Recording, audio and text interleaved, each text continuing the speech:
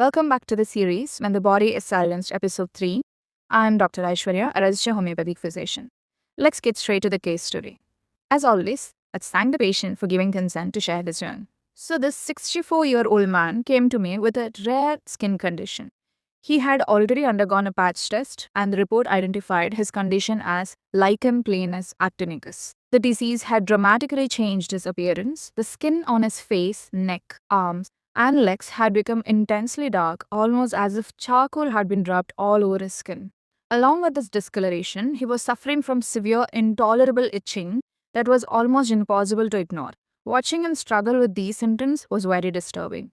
He was a retired army officer. He enjoyed excellent health throughout his life and he never dealt with any major medical issues. Then, out of nowhere, this condition appeared and it progressively worsened over the past 6 months. So, as I said, lichen planus is a rare inflammatory skin condition that mainly affects areas exposed to the sun, such as the face, neck, and arms. Unlike a simple tan, the skin develops dark patches or discoloration because the body's immune system mistakenly attacks its own skin cells, which is the autoimmunity.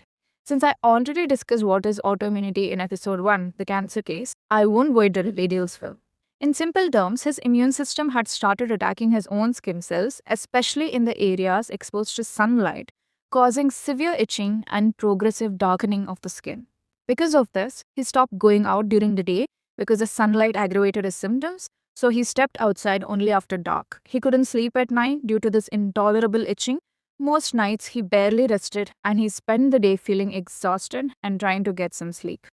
After taking a detailed case history and understanding the patient as a whole, I soon discovered the skin was not the real problem. It was only the body's way to signaling that something deeper was wrong, and based on this, I prescribed an individualized homeopathic remedy.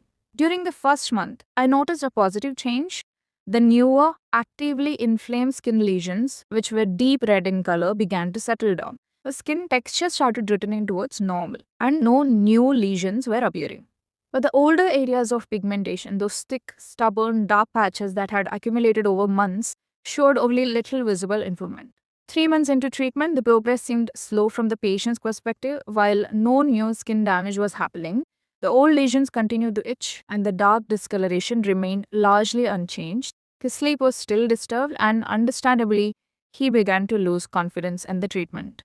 He frequently questioned whether the medicines were working and pressurized for faster results. I explained that this was not an ordinary skin complaint, it was a rare immune mediated condition that had developed over several months, and expecting complete reversal within a short period was unrealistic. I requested that he remain patient for a few more months, as deeper and long standing changes often take more time to resolve.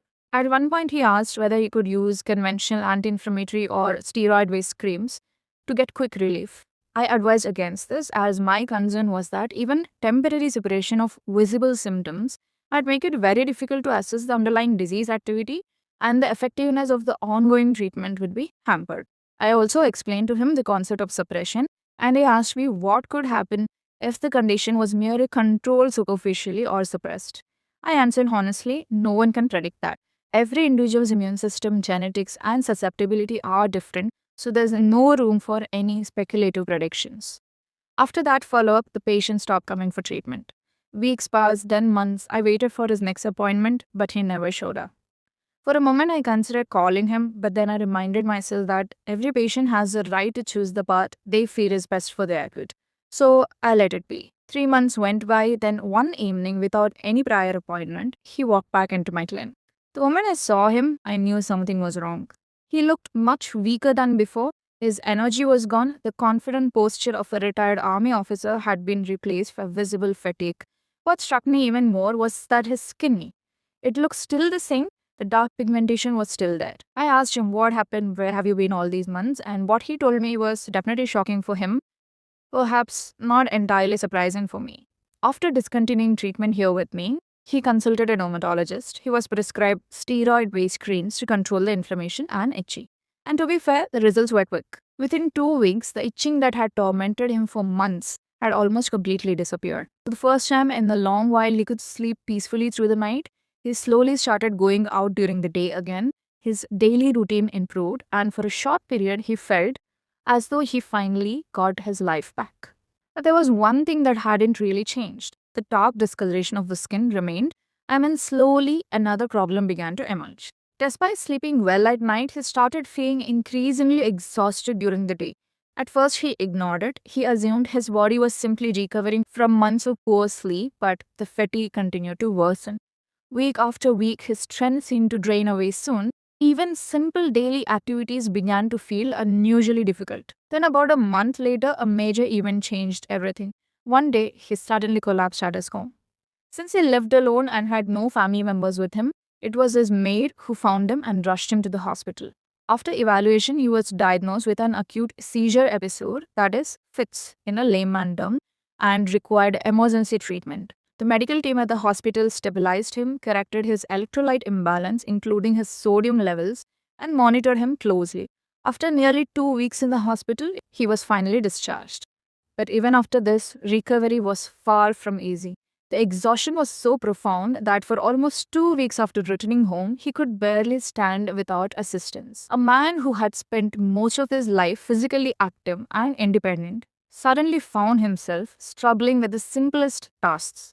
During this difficult period, he remembered our last conversation, the way I warned him of the separation, and he thought through how could such a serious health issue appear out of nowhere. So he decided to return for a consultation with me as soon as he regained enough strength to travel. Before restarting the treatment, I explained something important. I told him that although the itching was currently absent, any meaningful change in his condition will not happen in a straight line. Symptoms that had disappeared could sometimes return temporarily during the course of the treatment. In his case, the itching might reappear and it could even become more intense for a period of time. I wanted him to be fully aware of the possibility before we proceeded further. I also told him that I would take up his case only if he was prepared for a long journey and willing to remain patient throughout the process. Without hesitation, he agreed, but what followed later was not a quick recovery. It took 18 long months of careful treatment, regular follow ups, and tremendous patience from both the patient and myself. But gradually, the transformation became evident. The itching subsided, the skin slowly regained a healthier appearance, his sleep normalized, his energy returned. He was able to step out during the daytime again without fear or discomfort. The weight that he had lost came back. Most importantly, he felt like himself again. Today, he is living a normal life. For the sake of patient's privacy, I am sharing only a few photographs of his journey. They tell a story that words alone cannot fully capture. Cases like these remind us that healing is often not measured in days or weeks, but in persistence, patience, and trust to the process. If you found this case interesting, please like and share, and don't forget to subscribe for more real King Tooth stories from the series When the Body is Silenced. Thank you for watching.